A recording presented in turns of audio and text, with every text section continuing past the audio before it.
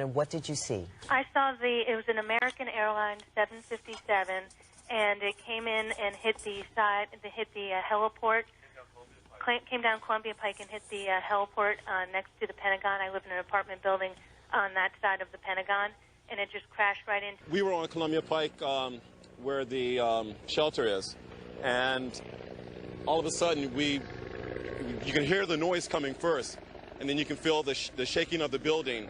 And we just looked up out of the window, and I saw the tail end go. What size plane? It was for me, it looked like a big size plane. It was definitely a passenger. In traffic on Route 110 on my way to work. I work across the street. And it was an American Airlines plane that came in and hit the Pentagon. I believe it was a 737. I could be mistaken. It might have been a 707, but it was definitely a commercial plane. This Saturday, we are having a truth conference regarding whether or not a plane hit the Pentagon on September 11, 2001. 21 years, and there are still people, a large percentage of truth advocates, leaders, who believe otherwise. Some are going to posit that it was a missile that struck the Pentagon. They're going to argue that it was a drone outfitted to look like an American Airlines plane that crashed at the heliport. And a bomb is what made the damage at the west wall of the Pentagon. They're going to posit that a plane, a drone outfitted to look like an American Airlines plane, flew over the Pentagon. Now, all these people that are going to be at this 12-hour conference Saturday, starting at 7 a.m. and ending at 7 p.m., all these people are basically going to use speculation as evidence. They're going to twist the words of eyewitnesses to fit their narrative. And they're going to make statements which are demonstrably false. The one thing that they will never give their audience are the facts, which contradict their narratives. Eyewitness accounts, physical evidence, technical data, all of which supported by the scientific method,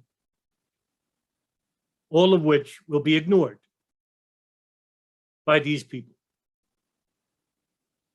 Why? Why are they doing this? Well, to understand the why, we have to know who these people are. And when you get to understand them on a general basis, you'll understand the mistakes most people make. Now, the question is whether they're doing it on purpose or that they're just generally ignorant. Now, that's something that I don't care to entertain, because if they're doing it on purpose, for who are they doing this on purpose for? Whether they're doing it on their own accord, are they agents of a government? Are they indirect agents of a government? Are they keeping themselves relevant for profit, for fame, a combination of both or all three? I would rather say that these people are generally ignorant. And to admit mistakes is to admit and change something about you, which is something that most people cannot grudgingly admit. And it brings me no joy to make a video like this, an audio anyway, to say to you that the 9/11 Truth Movement is an utter failure. But we are now at March of 2022, 21 years, almost to the day, to the 21 years and 20 years and 9 months, actually, to the day of the event. And we still are talking about, we're arguing whether or not planes were actually hijacked and crashed where they reportedly crashed. This goes to show you just how far removed and how detached they have become regarding the geopolitics of 9/11, which is the essence of the case. Some people prefer to want to believe rather than know, because that they don't have to take the next step, which is reacting with information to make one responsible. Knowledge is a very powerful thing, but it's also very persuasive. To know that there is certain elements of our government acting criminally, and one does not react to it, well, that would make you a perpetrator. But by believing in something and believing that you're right in something, you don't have to take the next step. You can have the convenience of staying put in a state of paralysis while exclaiming to everyone else how wrong they have it. That's why the people that you see in the conference this weekend, you won't ever see in a courtroom. Now, I know Barbara Honegger is on the board of directors at the Lawyers Committee for 9/11 Inquiry, but she'll be in no courtroom.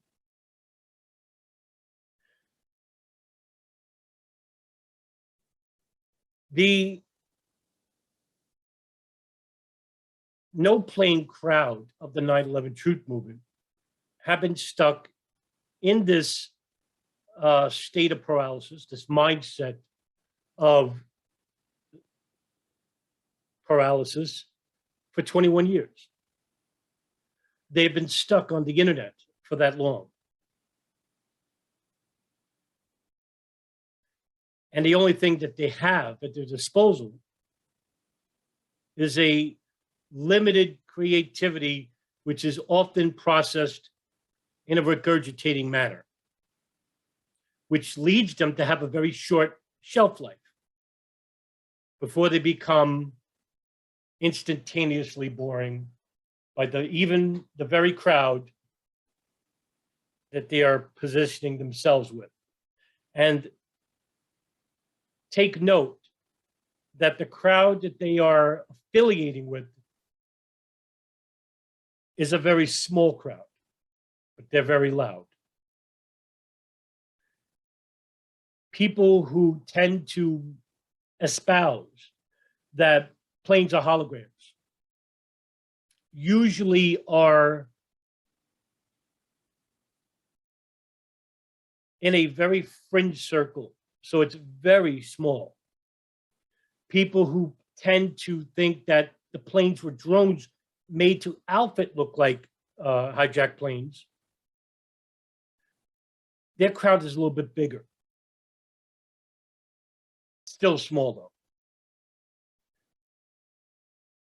And so these people can't go in the real world and talk with rational people who will ask the right questions.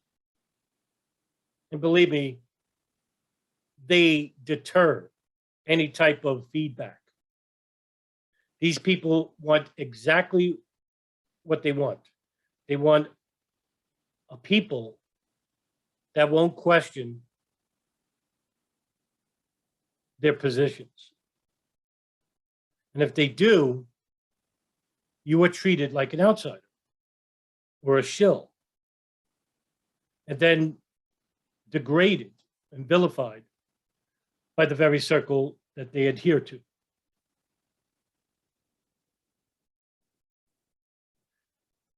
So what do we do? Do we sit back and watch the proponents of these irresponsible fringe conspiracies to dominate the spectrum of viral media? Or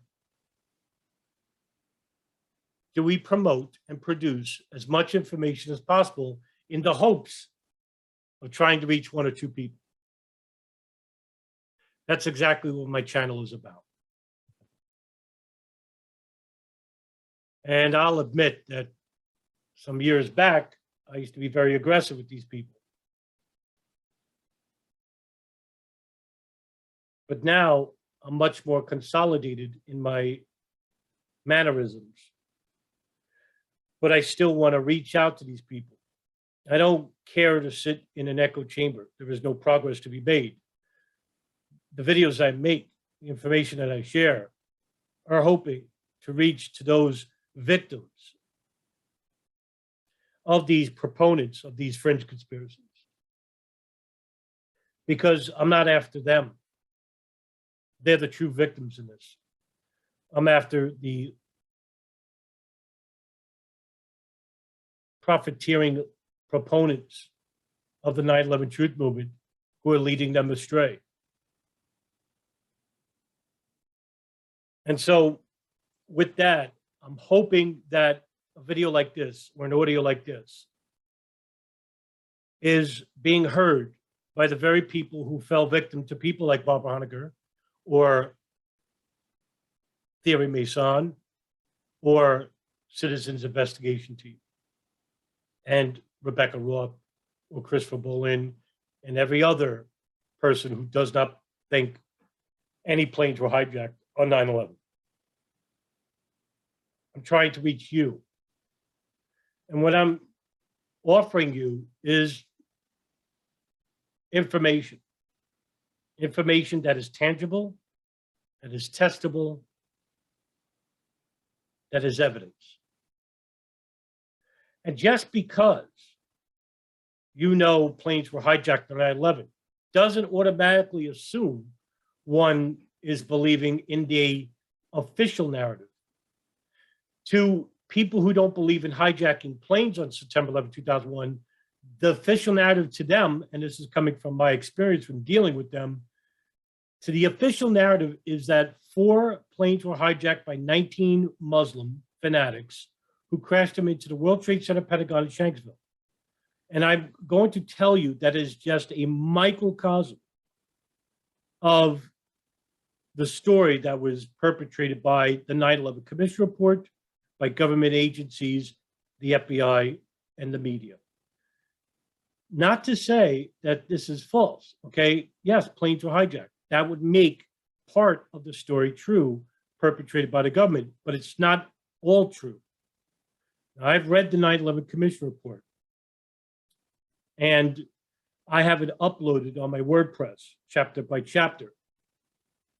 And the reason why I'm doing this is so that people who claim that all of it is false, they can read it for themselves and notice that some things are true, some things are false, but most of it is missing. Most information never got to the final report of the 9/11 Commission report. Why? What's missing? An example would be Able Danger, which was a Defense Intelligence Agency project run by General Hugh Shelton and Peter Shoemaker, collecting metadata on terrorists inside the United States and abroad, using open source data, which is internet data through Google, and closed source information, which is information that's not available to the public. And that operation uncovered a wider network of terrorists operating within the United States. And when that information was collected, they were ordered to destroy it. This was not reported in the 9/11 Commission report. Neither were the NSA wiretaps of Osama bin Laden's phone and an al-Qaeda communications hub in Yemen, in which the NSA was monitoring every single phone call made from those two areas. What were they talking about on that satellite phone that bin Laden was using from 1992 to 1998? What were they talking about in the al-Qaeda communications hub located in the capital of Yemen, Sana'a? What were they talking about at this house from 1996 to 2001? And once you start putting all these together, as well as the other stuff that never made it to the final report, you'll understand how much you're missing. Because if you're just going to say that the 9/11 Commission report and all of it is false, I don't have to read it, I don't have to do any study in it, is exactly what detractors of the truth want you to do. So you have to ask yourself, why do they not want you to read this book? Why do they not want you to look into the profiles of hijackers by submitting that there were no hijackers?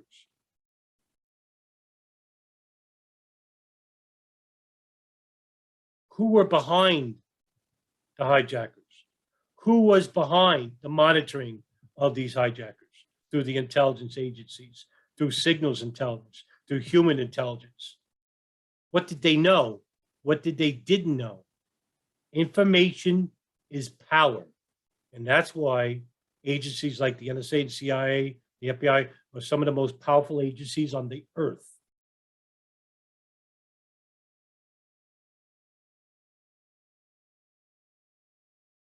And so I'll end it there. Again, just like in the previous video I made about the conference hosted by Richard Gage of 9/11 Unleashed, this Saturday from 7 a.m. to 7 p.m. Eastern Time, from 10 a.m. to 10 p.m. Pacific Time, there is going to be a conference regarding what took place at the Pentagon on September 11, 2001.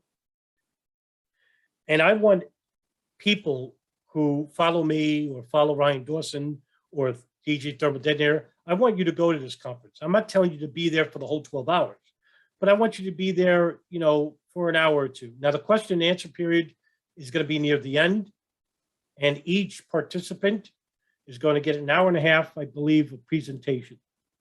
So there's going to be 4 people who are going to be involved with positioning their arguments around anything other than Flight 77 hitting the Pentagon. And there'll be two people acting in conjunction who will show evidence that plane did hit the Pentagon, and it was Flight 77. So that will be about 5 to 6 hours. And I think there will be some discussions after that. And then there's a question and answer period. I don't know what comes after the conferences, really. I mean, what comes after the presentations. But I do know there's a question and answer period right near the end. So please show up. And if not, do watch the conference when you can. Because I want you to see the mistakes made by these certain people. I want you to know who these people are and what they're doing to the 9/11 truth movement in the public eye. Because if we don't do anything to correct the issues of these people, then 9/11 will become an afterthought.